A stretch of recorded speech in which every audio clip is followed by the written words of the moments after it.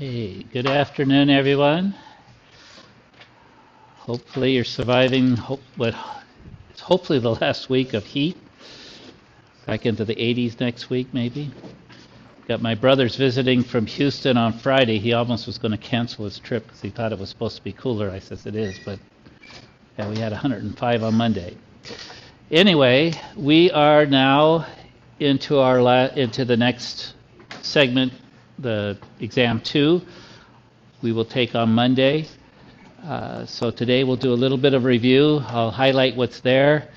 Also, as far as the homework's concerned, it's helpful if you haven't finished some to go back, but at the same time, I think this is also the best option is to focus on the review. So what I will do is I'll move all the due dates for all the homework till next weekend. So not this weekend, but the following weekend. So there's no stress about trying to get everything done before the test. Again, just work on getting prepared for the test, and that's what we'll go over today, kind of what you need to have there. Now, you may want to go back and review some of the lessons and some of the stuff that you might still be struggling with, but I don't want you getting too stressed out. And then I'll give you a few ideas on some of the items you won't have to worry about, and those might be some of the ones you're struggling with, and you can say, okay, I can just let that go because it's not going to be on the test. So we'll kind of highlight a very focused way of preparing. So I'm recording already? Good. So where to start? Okay, so we have, these are sections 11.4 through 11.4 all the way to 12.5. Again, there's no 12.4 that we didn't do that one. And then 12.6, remember, is extra credit, and it will be open till the end of the class, so you can do that at any time. And so what we're going to focus on is there is these summaries, and I'm kind of going to mimic it today to give you just a really overview of everything. These are section by section reviews. So I do a brief, they have both a video and a PDF file that records what I did during the video. So again, you can either look at it, the PDF file, and just kind of, it might make sense, it might be the review you need, or if you need more, go ahead and watch the videos. They're anywhere from 20 to 30. One of them is almost an hour long, but I go through all. So I give a summary, and then I go through each of the problems from the review. We'll do a few of them today, but we won't definitely get a chance to go through all of them, but they are all worked in here. Okay, so there's all these various videos for each of the sections, so section by section. And again, if you need a deeper review, go back to the original recording of the lecture. That might help. There's also these WebAssign reviews, and again, I just have it there because we used to have an assignment in WebAssign that was a review for the test. We don't anymore, but that was 40 questions. Again, you might find something that might be helpful there, but what we're going to focus on today is the most current review.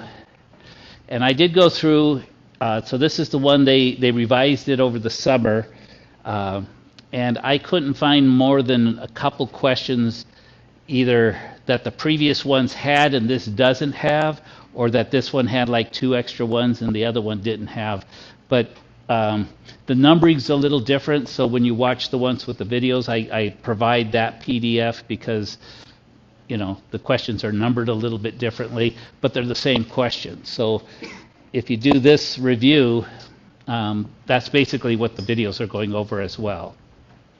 Okay, let me turn this thing off.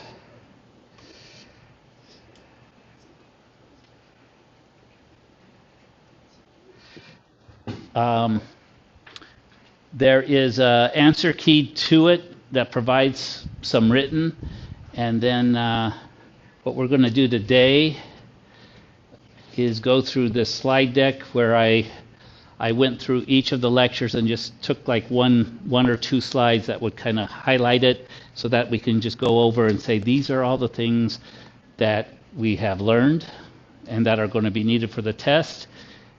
Don't worry about this one. So right now I'll tell you, remember 12.2, we had a lot of problem solving. You will not have to do anything with geometry. So those problems will be business problem focused. So we'll get there. We'll do that. Okay. So chain rule. Remember, the chain rule was something that there was a function within a function. Oh shoot! I always do this. Let's turn this on. Okay.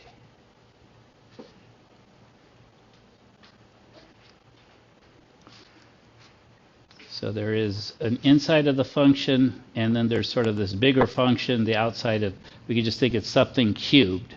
And it was just a process we went through that when we go to, let's see if this came out okay, because I was copying and pasting.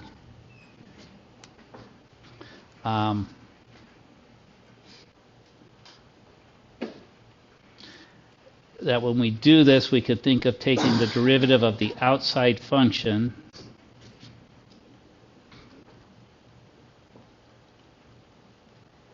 subtract 1 from the exponent, so that's the outside function. And notice nothing happened to the stuff inside the parentheses. That's what happens on the second part. We are now going to multiply it by the derivative of this inside part. So then we take the derivative of this, which is going to be 2 times 2 is 4. Subtract 1, that's x to the first power. Derivative of x is just 1. So that's our chain rule function.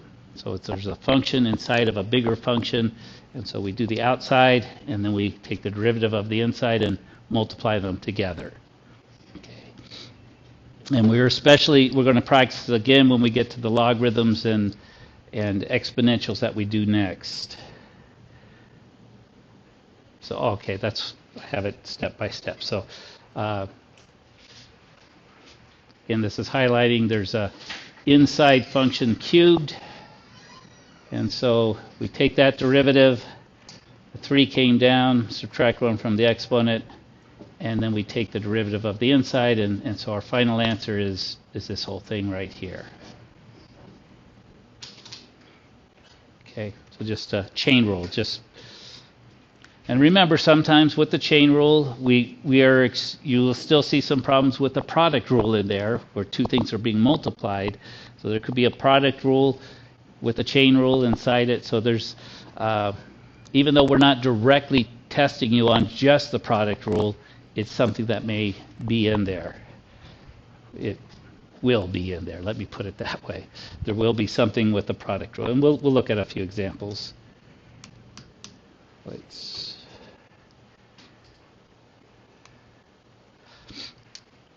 So let's take a look at this one. And again, this was from the review itself. I've got it worked elsewhere, but we'll go ahead and do this. And I wanted to take a look at something like this because there's a little algebra step we should do first, because otherwise this looks like we need to use a quotient rule, right? What would be our first step so that we don't have to use the quotient rule?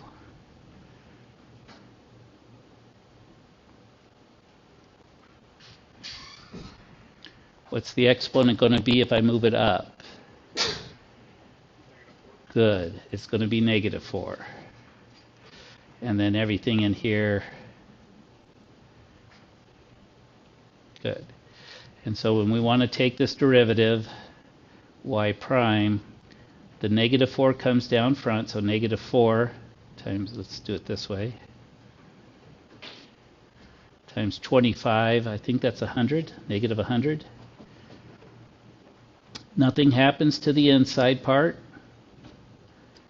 because it's sort of secure inside these parentheses.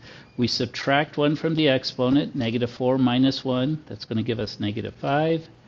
And then now we just have to remember to multiply by the derivative of the inside stuff. Inside x squared, its derivative is going to be 2x. derivative of x is going to be 1, and the derivative of 2 is going to be 0.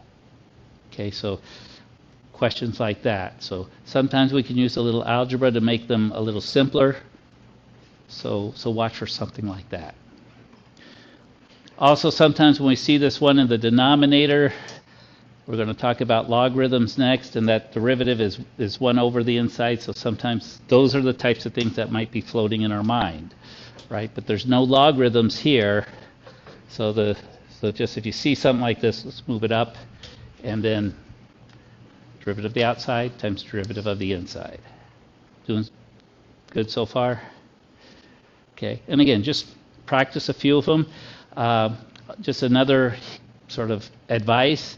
It's also good if you're feeling good about something, practice that. Sometimes that's a good way to start. Just the ones that you already know, practice a few of them. It builds your confidence that you know things. Sometimes if you're always focusing on what you struggle with, you get this mental, at least I do, I get this mental talk inside, man, I don't know anything, why am I?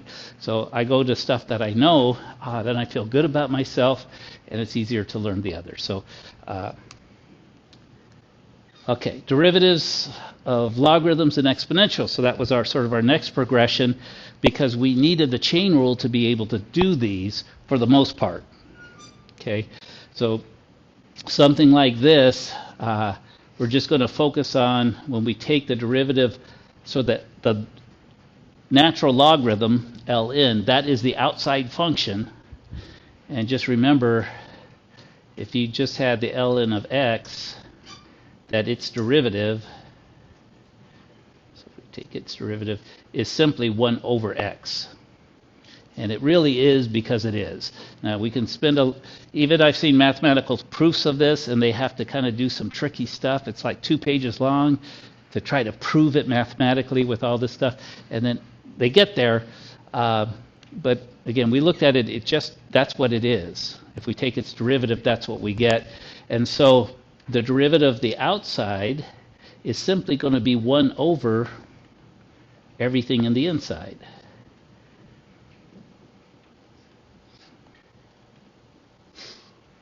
So that's the outside derivative, just 1 over whatever in those parentheses. And then the second step, the chain rule, we multiply by the derivative of the inside stuff. And what I like about doing it this way is the inside stuff sitting right there in the denominator, right? Just remember, it actually will end up in the numerator. I'm going to do it over here. So now we need the derivative of the inside stuff. Let's change colors. So 5x to the third, the 3 times 5 gives us 15. Subtract 1 from the exponent, 3 minus 1 is 2. We get x squared, the 2 comes down, so we get 2x. Subtract 1 from the exponent, we get 2 minus 1 is 1, 2 to the 1 power. And then we get 4, it's a constant, so its derivative is 0. And a lot of times we'll just see it written a little prettier, that y prime is 15x squared plus 2x over 5x to the third plus x squared plus 4. Okay, so you kind of see the bottom, and then the top is the derivative of the bottom. And that's how you knew that it came from a logarithm. And in this case, specifically a natural log. Oh, sure, yeah. If it was open written, you could leave it like this. It's beautiful. Yeah, right like this. Just be able to choose, just know that it's there. Notice that it's not in the denominator, but this is perfectly fine. Okay. The exam will focus on using natural logs and pretty much e to the x. So that's what we'll just kind of focus on. So then we had exponentials, and remember, these were ones that sort of have a very simple derivative. They are their own derivative, but that sometimes what makes them hard. It's kind of, how can something be its own derivative? So again, and sometimes I'll go this with the exponent, I'll put a parentheses, because that tells me the exponent is the inside of the function. When we have exponentials, the exponent is the function. What's ever happening up there. So when we take this derivative, we take the derivative of the outside, which is simply e to the x squared plus 1. Notice nothing changed. It is its own derivative. E to anything, take its derivative, it's e to that thing. It just is. It's the same thing. It is its own derivative. The second step using the chain rule, though, is we're going to multiply by the derivative of the exponent, of the inside stuff. So that's why I like to put a parenthesis around it. You don't have to, but it doesn't hurt either. So now we take the derivative of the inside stuff, right? X squared is going to be 2x to the first power. Derivative of 1 is 0 because it's a constant. And we're done. That's the derivative. Again, you may see it written to kind of make it prettier as 2x e to the x squared plus 1. I will accept either one. They're both correct. But just, if it's on the multiple choice section, you might see something more like this than over there, but both work. Okay, so just think chain rule is derivative of the outside times the derivative of the inside. We use it a lot with the logarithms and the exponentials. So far, we doing good? Feeling comfortable? Sort of? Remembering stuff that was a few weeks ago? Okay. Implicit derivatives. And again, remember, I do have videos of where I do the summary, a little bit deeper summary, and then I work through each of the questions in the review itself. So if you get 5 or 6 different ones, go ahead and take a look at that. Go back to the homework, the lecture ones, see more examples, and if you need more help, contact me Friday. I've got an all-day office day. I just work at home. I can meet with you and answer questions. And even over the weekend, if you need me, send me an email. Give me a couple times, if you will. I can meet with you over Zoom, and we can go over any questions you have. And because sometimes we could spend 15 minutes, and it can make an important thing. We could also spend 45 if you need it, or an hour. But a lot of times, just a little bit of time getting those questions answered will help. So implicit derivatives. This was just that we're going to take derivatives of more than one variable. And remember, when we do that, we just have to have a way to designate which variable is the main variable. So in this section, we focused on making x the main variable. So everything was, we would take the derivative of y with respect to x. And when we took the derivative of x, it was with respect to x. So notice dx is really just 1. So that's why we don't write that as a marker. But whenever we're taking the derivative of y, we always wrote dy dx. So this is a simpler example. There is no product rule in here. So we take the derivative of y to the 5th. It's simply bring the 5 down, y, subtract 1 from the exponent. So just like we've been doing as far as derivatives, the only thing we have to remember is that we're taking multiple derivatives. So this is dy dx. And then we take the derivative of y, the derivative of y itself, y to the first power. Its derivative is 1, the number 1. And again, we put that marker that we took the derivative of y with respect to x. And then now we're to this last part where we're going to take the derivative of x to the first power. And that's going to be just 1, the number 1. We don't put the marker. If you want, you could put dx over dx, but it's also 1. And then we take the derivative of 0, which is still 0. Because of any number, any constant, its derivative is 0. And then on these, remember to finish off, what we have to solve for is dy dx. So it always involved doing a little bit of factoring to get these to become one. We have 2 dy dx's, we only want one of them, so we're going to factor it. We're also going to, anything that doesn't have a dy dx as a factor, we will subtract it or get it to the other side. So I'm going to kind of do these both at the same. So positive 1, negative 1, that's 0. So it's now equal to negative 1. Notice I moved that over. What I'm going to do is in this step, I'm going to factor out the dy dx. And when I do that, and that's another reason why I write that the derivative of y was 1, because when I factor it out, I know what's going to be left behind. There's going to be 5y to the fourth plus 1. And notice that dy dx factored behind it. If you distribute it back, and I encourage you to do this at least mentally, see that if you put it back here, oh, we got back to where we started. Because the brain doesn't see this as something as natural. We weren't taught necessarily to do this. We were taught to distribute. We see this, we're thinking of distribute, but we were generally not taught about factor, that, we would just leave it. Okay? We didn't do that much. And then we're not quite done, but almost. We just divide both sides by whatever's here.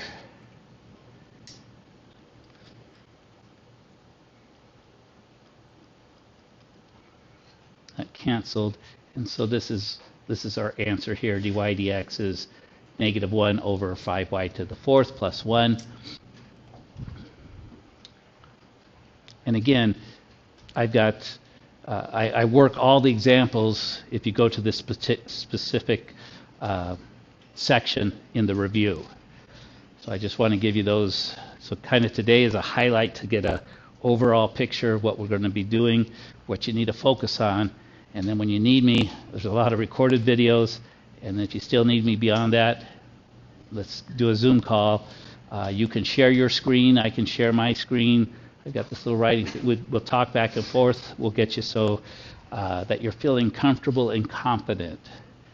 And I think that's one of the biggest things, is feeling confident. And the more you work through this, you will be well prepared. Okay, I jumped to related rates, which is what we just did, because related rates is connected directly to implicit derivatives. So I just wanted to show you that these two, the last thing we did is connected back to this, and then we've got two other sections we'll take a look at, three other sections. So I'm not going to go full bore on this because we just did this on Monday, but what you'll need to be able to do is, and again, the one on the exam, they will provide the equation. And so when we have the formula set up for us, we don't have to do as much work because they have defined everything for us. We just have to see we have two variables. The one thing we have to remember is with related rates, it's got that third variable of time. That there's this, that all these derivatives will be in respect to time. So we're going to have derivative of volume with respect to time. We're going to have derivative of radius with respect to time. So there's that third invisible variable. Once we have the equation, we take, the first step is always to take the derivative. And remember, this is an implicit derivative. So we've got these markers. Derivative of v is just like v to the first power. That's just going to be 1, right? The 1 comes down, v to the 0. But we put the marker, we took the derivative of v with respect to time. 4/3 and pi are constants, so we leave them alone. They're just numbers. We write them down. They're constant multipliers.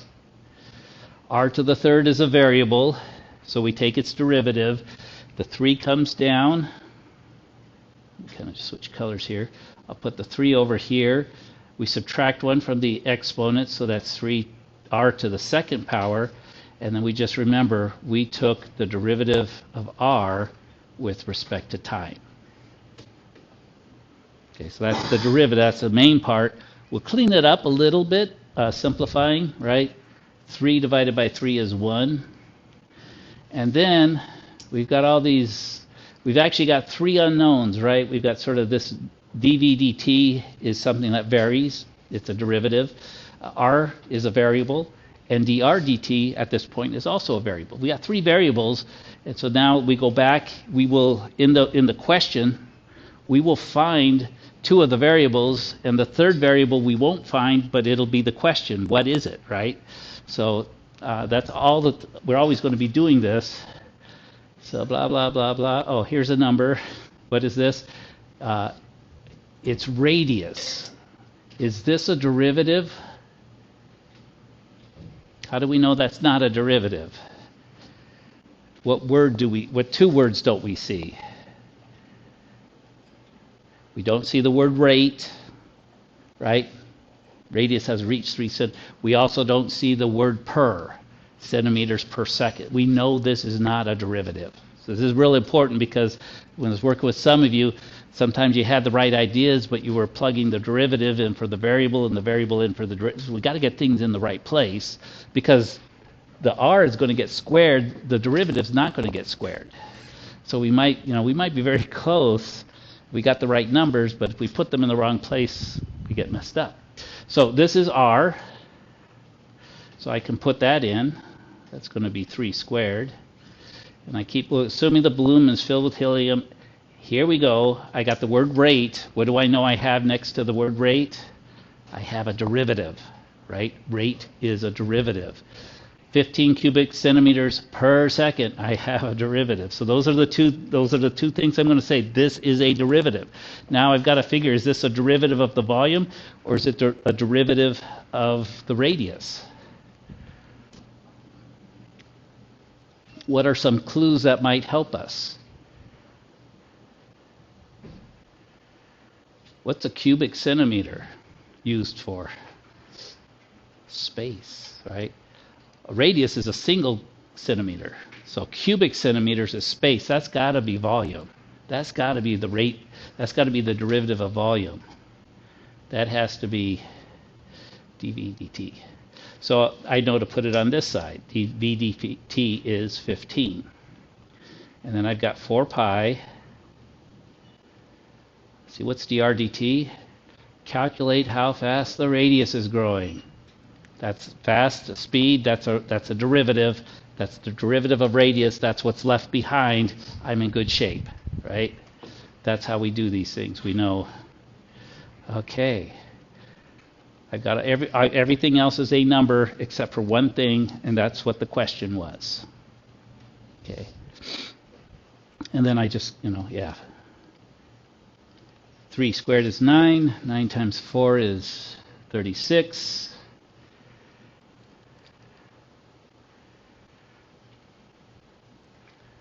And I want to solve for what's happening to what's the derivative of the rate, right? And so I divide both sides by 36 pi. So that says that dr dt is 15 divided by 36 pi. And since they want 2 decimal places, we plug that in our calculator and get the decimal equivalent, right? So we did this one just on Monday, but that's what I want you to see is kind of, as you practice these things, first of all, notice that you will be given the formula, so you don't have to worry about all this problem solving stuff. Start with the formula, take its derivative, and then look for the details of what we have. Okay. They also could have given us how the radius was changing and had asked us about how's the volume changing. So they, each question could be a little bit different. But if we do it this way, we've got all our pieces and we just know what to pick out. Watch for those words, rate and per, when you see that's going to tell you you've got that part's the derivative. Okay, we all good? Okay, all of these they have to give us at least those. But implicit derivatives. Maximum and minimum. So this one is more a skill-based. It wasn't really problem solving. It was just saying, okay, here's an interval, and where can the maximum and minimums occur? There was really 2 places. Endpoints could be it, because your endpoints could be either the high or the low points. And then internally, what would give us a maximum or a minimum? We'd have to find a place which we call critical points where the derivative was equal to 0. Any place in the middle where the derivative was 0 is going to be either a maximum or a minimum. There's also the one where the derivative is undefined, but we're not going to deal with that one. on the test. So you can just kind of throw that one out the window. Don't worry about those. Okay, so we know we're going to need the endpoints. And again, we're going to use the actual original function itself to figure out what those y values are. Okay, so we're always going to come back to the original function. I'm going to list it here, and I'll jump down here. So I've got my two endpoints, my -2 and my 2. So these are endpoints, these are x values. I'm going to see if there's any places in the middle that are critical points. Those would occur wherever the first derivative is equal to 0. So I take the first derivative. 3 times 4 is 12. X to the 2 power, second power. Negative 12x is going, its derivative is just going to be -12, and derivative of 6 is 0. So now, because I'm looking for a minimum or a maximum, a place where we have a horizontal tangent line is going to have a slope of 0. I'm going to set this equal to 0 and then solve for x. We could factor out a 12 or just divide everything by 12. Right, divide this side.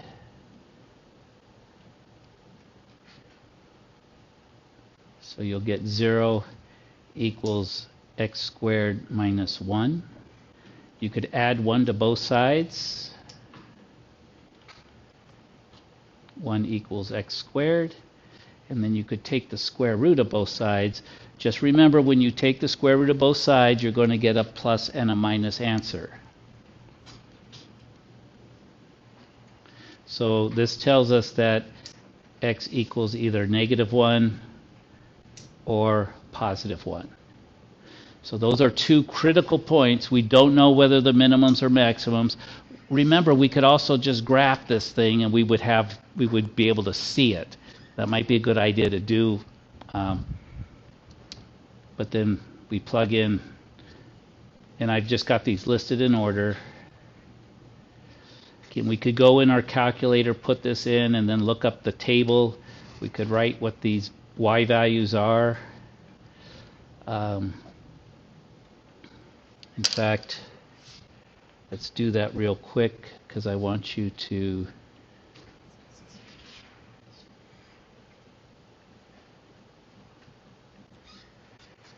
be able to use a graphing calculator once it opens up. Let's see. Yeah, we're doing pretty good. We'll be done in 10 or 15 minutes. We're almost there, at least with the overview. Then if you have questions, we can answer them. If you want to work individually, you can do that. If you want to take a break, get some food, whatever you need to do, but you know what's going to be lying ahead for you. My goal is everyone gets like 90% or above. I'd love it if you all got 100. Makes it real easy to grade. Okay, what are we doing? Okay, so we're going to put in, let's turn this plot off. That's going to cause problems. So we had what? We had 4x to the third. We had minus 12x. And then we had as a plus 6. And then we could just go second table and scroll. If we've got it all set up right, here's our -2. So -2 is -2, -1 is 14. The other one was 1 is -2, and 2 is 14. Okay, so let's list these numbers. Let's see, where's...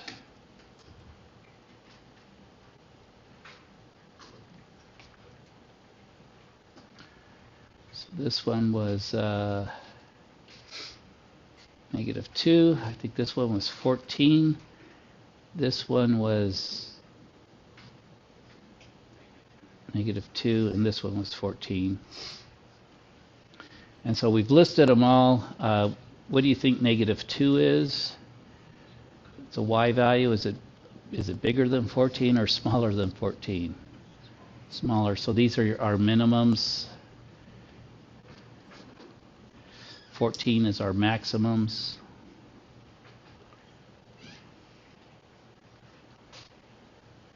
And in this case, both of these are absolutes. So this is an absolute minimum at negative 2 of negative 2.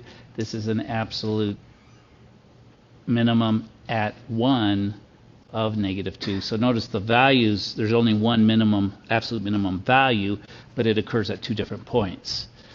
These also we're going to see are absolute maximums and absolute maximums. 14 is the same maximum, it's the same value, but it occurs at two places. And the best way to see that, let me get out of here, is we're going to keep that, and we are going to, the other nice thing about putting this in a graph, I'm going to set my window, we're going from negative 2 to 2, right? So I'll go x minimum of negative 2, x max of positive 2, so there's our endpoints. Our y max was 14. I'm going to go to 20, and our y minimum was like negative 2. So I think we're okay here. We just graph it, and there's a nice way to verify exactly what we see. At negative 2, we got a minimum here, right? And it's the lowest minimum. At negative 1, we have a maximum, and that's the same as over there. And at 1, we've got a minimum. And we got a maximum. If you want, graph it the first time. Sometimes if you know the answer, right? Why go walk around with the blindfold on when you can take the blindfold off and just, I always did, you ever play that piñata game? I always cheated. I'd kind of get it up and I'd see. So yeah, people didn't like playing games with me because I like to cheat because I always wanted to win, right? I was that guy.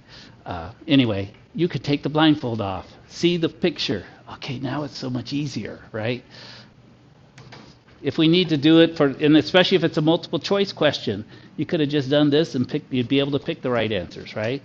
If it's an open answer type one where you've got to show some work, just remember how we went about doing it, that it's going to need that derivative, but the calculator does a lot of the heavy lifting for us. You don't have to show me that how to plug it into a function and do the arithmetic. We can let the calculator do that.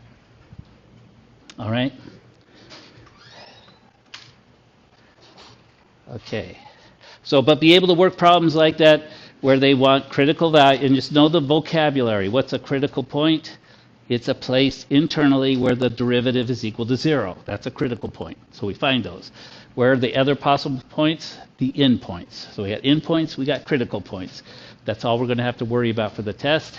Those are possible places of minimums and maximums. That's it. Now, they may ask us to label them, so that's why we did that. So we, this could, if these were different places, one of them could be a relative minimum or something, but in this case, they ended up both being the absolute. But so know the difference between a relative maximum and an absolute maximum.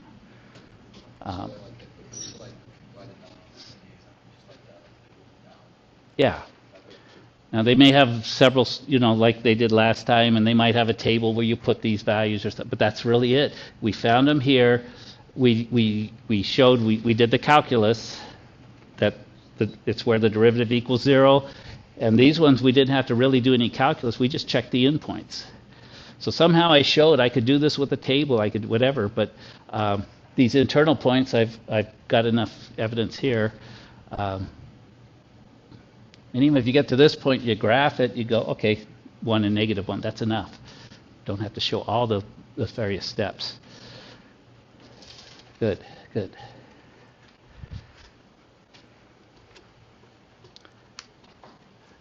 So then we had applications of maximum minimums, and this is one where we had a lot. We had building fences, we had triangular stuff, we had the girth of a box, you could throw all those out the window. Okay, we're not going to give you ones dealing with geometry. We're going to give you one that deals with business functions, either profit or revenue or cost, right? So Here's one from the review, the exam review. It's a good one to take a look at. And specifically what we'll do is we'll set it up. So these max and min is basically the same thing we were doing in 12.1. It's just now we've got to set the problem up and then take its derivative, set it equal to 0, and that will give us the max or the min. So the setting up is the big part here. Worldwide annual sale of a product we're projected to be approximately this. So the thing is, this is the number of sales. This is the number of units. So Q for quantity. P for price, because as we change that price, that's going to affect how many we get to sell, right? Supply and demand and market cost. You know, if you're too much, you're not going to sell anything. If you're too cheap, you'll sell too many, whatever it is. So that many units at a selling price of P dollars. So it means the dollars can vary. What selling price would have resulted in the largest projected annual revenue? And so this is the important part, because it doesn't set it up for us. How do we calculate revenue? I've got my lemonade stand. I sell my lemonade for 50 cents a cup. I sold 10 cups. What was my revenue? 10 cups times 50 cents, right? It's the amount sold times the price we sold them at. The price we sold them at is P. The amount we sold is Q. So revenue function is always going to be P times Q. Now notice that doesn't help us. We have these two variables, but we also know that Q has a relationship with P. So this is the big step. Our revenue function is going to be P times negative 10P plus 4220. Okay? So know how to set up that revenue function. That's critical. Given the price, it's just the price times the quantity. Sometimes it's a fixed quantity. Sometimes it's a fixed price. But sometimes there's variables involved, and that's what we're going to be able to do. And so what we see is we get that the revenue function distributing the P is going to be negative 10 P squared plus 4220 P. To find the maximum place, what do? Take the derivative, set it equal to 0. We could also graph this. Hopefully you can see this is a quadratic function. It's got a negative in front of it, so it's going to be concave down. It will have a maximum. You could just graph it and find it. That's one thing. But again, also know that if we take the derivative of the revenue, 2 comes down, so we get negative 20 P to the first power. The derivative of 4220P is just going to be 4220, because the 1 comes down, and then P to the 0 power. So that's our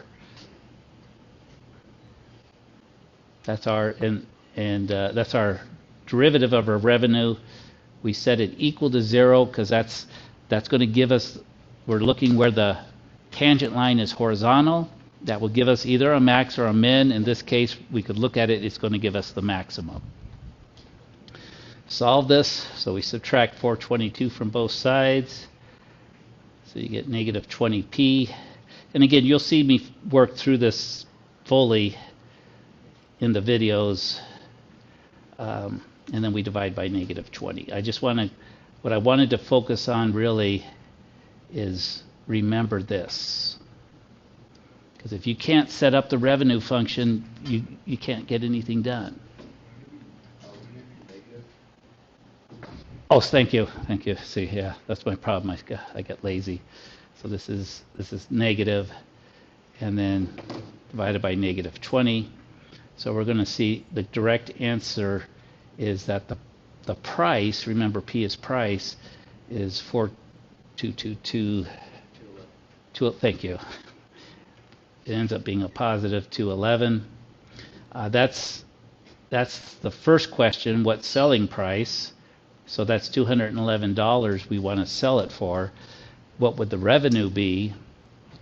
That's where we come back to Well, either one of these, but we come back to the revenue function before we took its derivative, right? Because the derivative is only giving us the rate of change of the revenue. We want the actual revenue for this last question. What would be the resulting revenue? Well, we're going to find R of 211. Negative 10, 211 squared plus 4220 times 211. And that will give us the revenue. Again, I do it in the other one if you want to see it worked out, but just that's arithmetic at this point. But notice those are two critical points, critical ideas. Revenue is price times quantity. That gets you set up. Take its derivative. You'll be able to locate where the maximum is. What price makes that maximum? That'll be one of the questions. The other question, what is that revenue? You plug it back into the original revenue function, not the derivative function. Derivative would give us what? Marginal revenue. So it gives us the revenue for one more.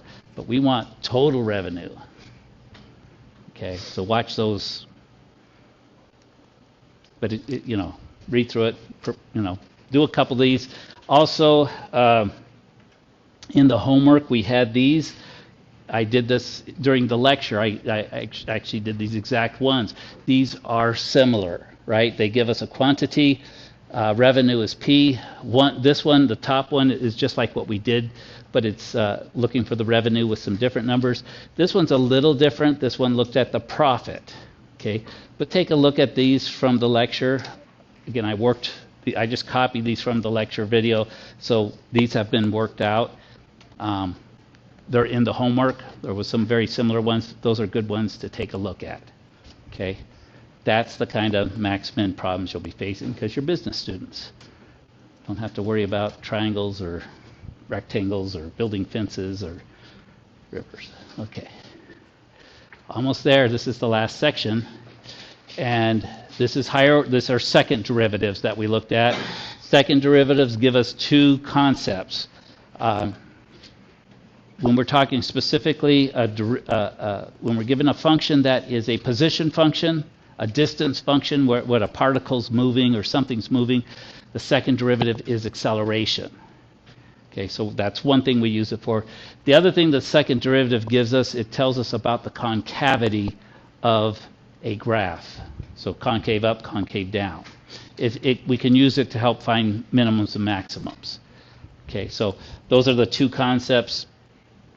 And this, again, was from the review. I think I've got it worked out, but we'll go ahead and do this. When they are asking about, so they give us a function, and you'll see it's usually going to be S of t, and it's a particle that's moving. So this is a position function. It's sort of what's its distance. Find its acceleration. You just have to know the first derivative is velocity. It's its speed. The second derivative is its acceleration. So you just have to know these type of questions. When they ask for acceleration, you're going to need to take two derivatives, and then that gets you to your answer. What is the first derivative again? First derivative is velocity. I use the more, which is directed speed. Velocity sounds like this unintelligible word to me, but speed, I understand speed. Okay, so we'll start with this one.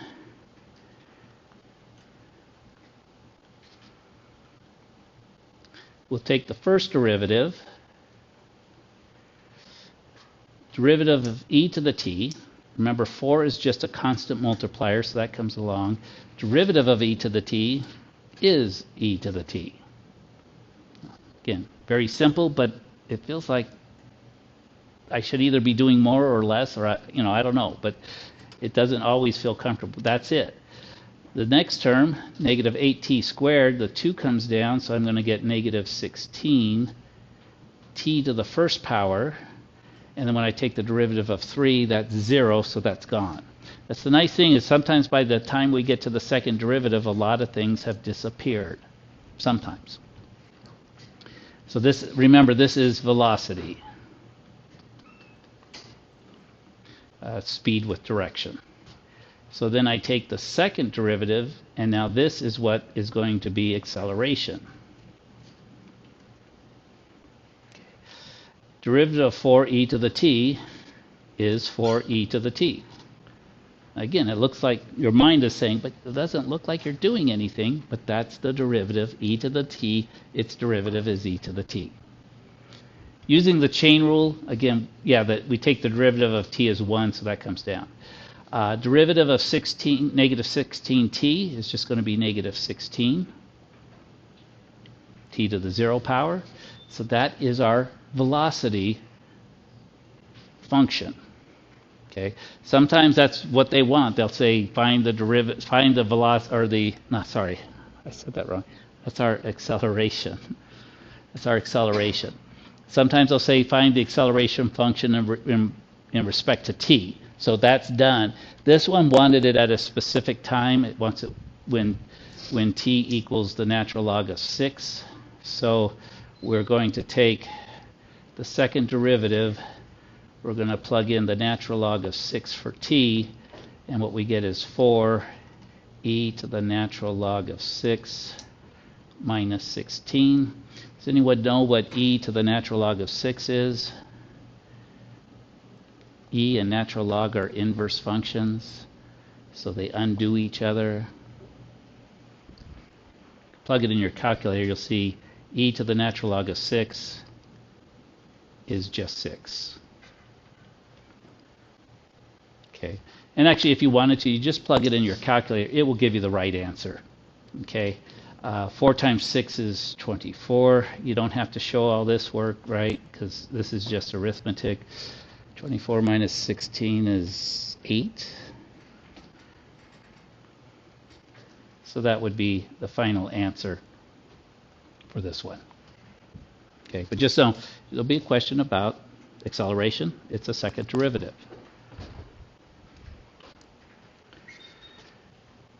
Okay, and this is the other part of the second derivative that you need to understand, is that it also gives us, it tells us about concavity. So this is another question from the review, and it helps, it just kind of go through here and just kind of, it's going to, do you understand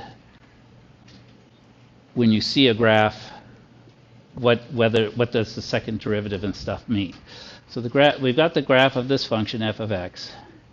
The first question is asking the derivative at negative 4 and the first derivative at negative 4 and 0. So here's negative 4, here's 0. What do you see happening? What would be the derivative, the first derivative at negative 4?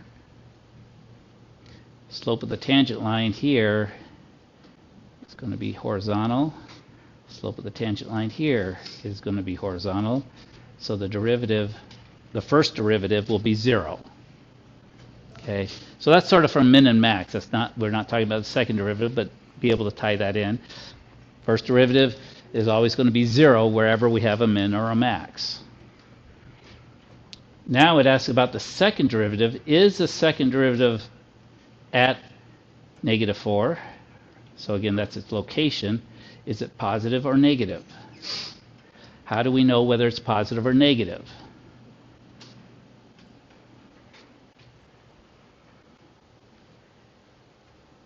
You know the first derivative, 0. What kind of concavity does this have here? It's called concave down. It's a frown. What kind of things make you frown? Negative things, right? So that's kind of like, so this has got to be, the second derivative will be negative at negative 4, and actually anywhere along here, all the way along in here, the second derivative will be negative because it's concave down. So think about what's the second derivative at 0?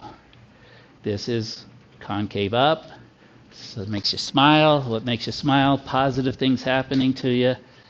So this is concave up equals positive. Concave down equals negative.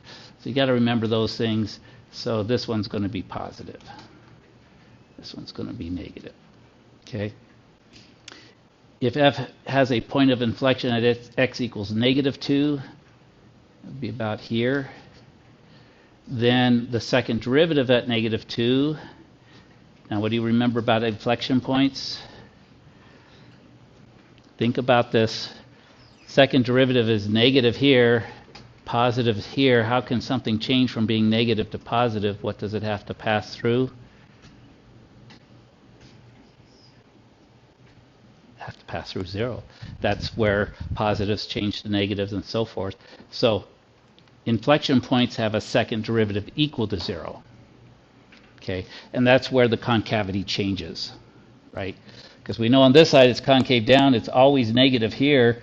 On this side, it's concave up, so it's always positive on this side. So at that point where they change, that's where it's got to be 0.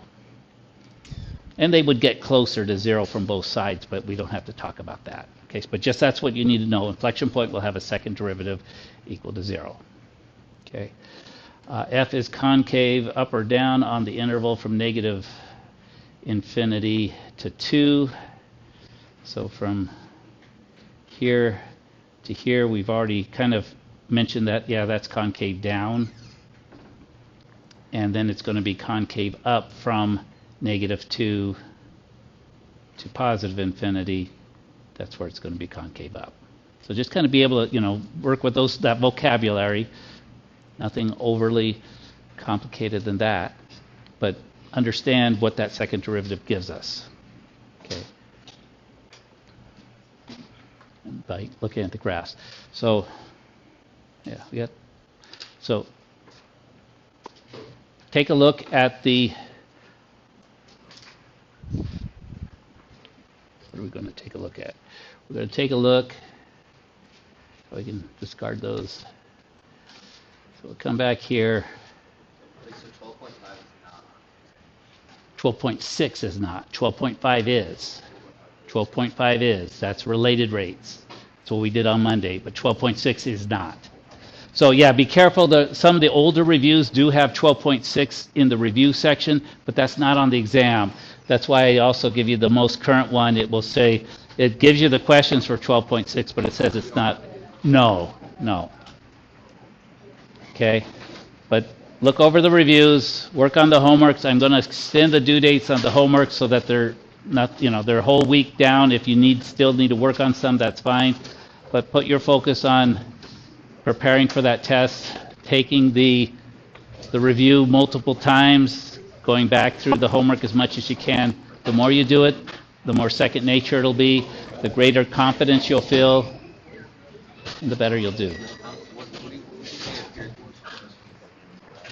What's that? What section would you say appeared more common? They're about equal, and it's about like last time's, six multiple choice, one question with about 4 different true false, and then 5 open answer ones. And then, what would be like the first